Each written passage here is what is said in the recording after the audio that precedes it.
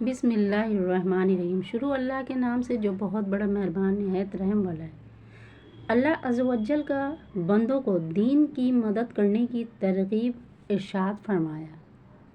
ان تنصروا اللہ ینصرکم، اگر تم دین خدا کی مدد کرو گے تو اللہ تمہاری مدد کرے گا۔ کیا اللہ تعالیٰ تبلیغ دین کے سلسلے میں اپنے بندوں کی مدد کا محتاج ہے؟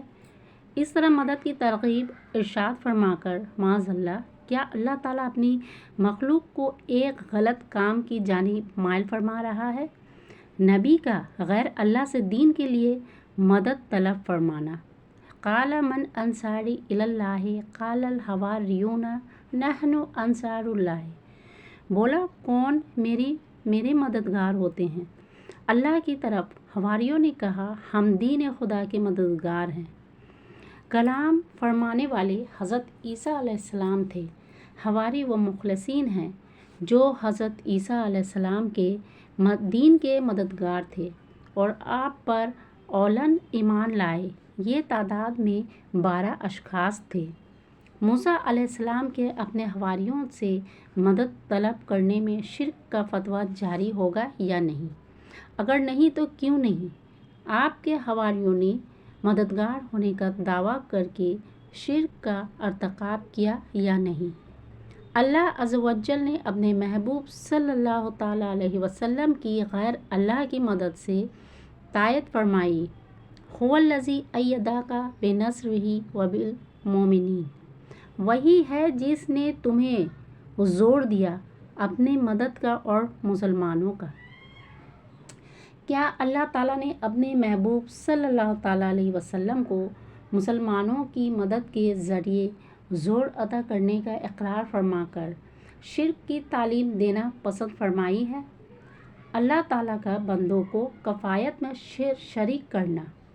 یا ایھا النبی حسبک اللہ ومن اتبعک من المؤمنین، اے غیب کی خبریں بتانے والے نبی، اللہ تمہیں کافی ہے اور یہ جتنے مسلمان تمہارے پیرو ہیں۔ کیا مختلف معاملات میں اللہ تعالیٰ اپنے محبوب صلی اللہ تعالیٰ علیہ وسلم کے لیے کافی نہیں ہے؟ اگر ہے تو پھر غیر اللہ کو اس میں کیوں شریک کیا گیا؟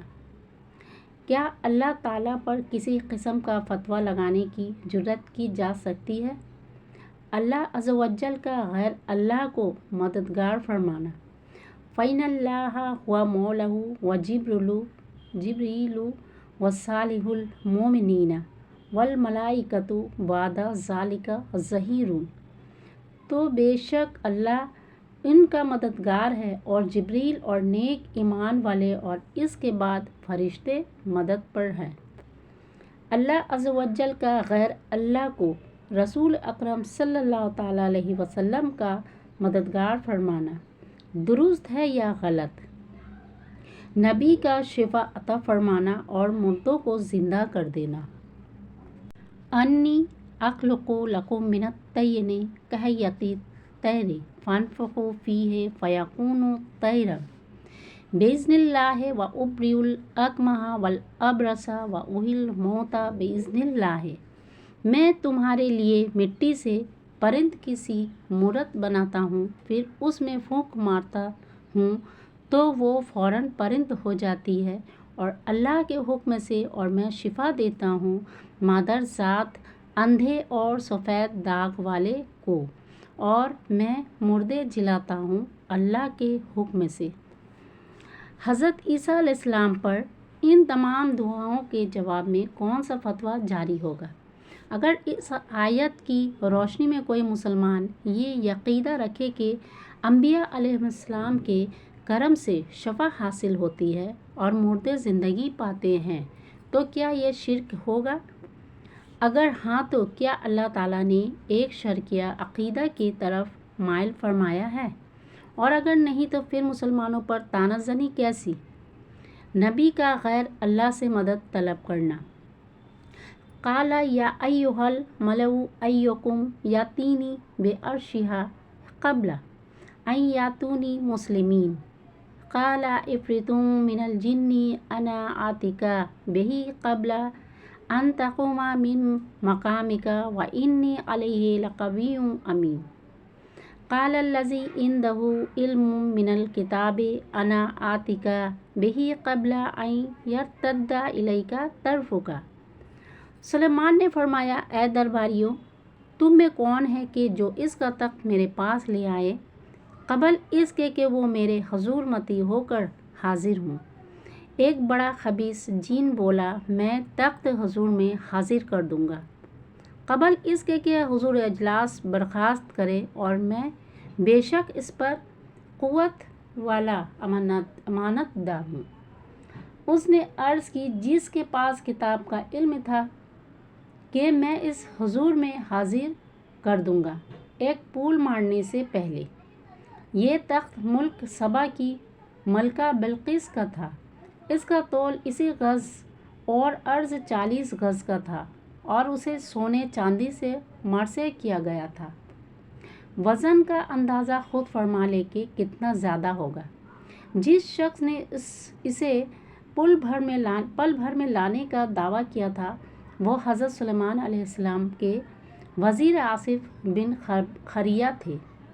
जीन जो अल्लाह ताला का इस्म आज़म जानते थे, उनकी अर्ज़ पर हज़रत सुलेमान अलैहिस्सलाम ने फरमाया, लाओ हाजिर करो। आसिफ ने अर्ज़ की, आप नबी इब्ने नबी यानी नबी और नबी के बेटे हैं और रुतबा बारगाह इलाही में आपको हासिल है। यहाँ किसको मुयस्सर है आप दुआ फरमाएं तो वो तख्त आपके पास ही होगा। आपने फरमाया, तुमने सच कहा, और फिर आपने दुआ फरमाई तो उसी वक्त वो तख्त ज़मीन के नीचे नीचे चलकर हज़रत सुलेमान अलैहिस्सलाम की कुर्सी के पास नमूदार हुआ। हज़रत सुलेमान अलैहिस्सलाम का तख्त मंगवाने के लिए औलन गैर अल्लाह से इमदाद तलब करना जायज़ था या नाजायज़? अगर जायज़ था तो फी ज़माना इसी सुन्नत पर अमल पैरा होने वाले मुसलमान पर शिर्क का फतवा क्यों? और अगर नाजायज़ था तो क्या एक नबी अलैहिस्सलाम ने नाजायज़ काम की ख्वाहिश का इजहार किया था? हज़रत जिब्राइल अलैहिस्सलाम का बेटा अता फरमाया, काला इन्नमा अन्ना रसूलु रब्बिकी लिअहबा लकी गुलामन ज़किय्यन। बोला, मैं तेरे रब का भेजा हुआ हूँ कि मैं तुझे एक सुथरा बेटा देता हूँ। बेटा देना अल्लाह ताला का काम है या गैर अल्लाह का? अगर अल्लाह ताला का काम है और यकीनन बात यही है तो फिर बेटा देने की नस्बत अपनी तरफ करने के बाइस हज़रत जिब्राइल अलैहिस्सलाम पर शिर्क का फतवा जारी होगा या नहीं? अगर नहीं तो फिर ज़माना जब कोई मुसलमान मजाजी तौर पर निस्बत करते हुए यूँ कहे कि गौसे पाक रज़ी अल्लाह अन्हो ने बेटा दिया, ख्वाजा साहब रज़ी अल्लाह अन्हो ने शिफा दे दी, दाता साहब रज़ी अल्लाह अन्हो ने शादी करा दी, वगैरह वगैरह, तो ये नाजायज़ व हराम किस तरह हो सकता है? हज़रत जिब्राइल ख़ुद तशरीफ़ लाए थे या आपको अल्लाह ताला ने भेजा था? नेज़ ये अल्फाज खुद अदा किए थे या अल्लाह ताला के हुक्म से इरशाद फरमाए? मग़फ़िरत के मामले में अल्लाह ताला का अपने बंदों को अपने रसूल सल्लल्लाहु ताला अलैहि वसल्लम की बारगाह में आने का हुक्म फरमाना। वलौ अन्नहुम इज़ ज़ल्लमू अनफुसहुम जाऊका फ़ास्तग़फ़िरुल्लाह वस्तग़फ़रा लहुमुर रसूलु लवजदुल्लाह तव्वाबन रहीमा।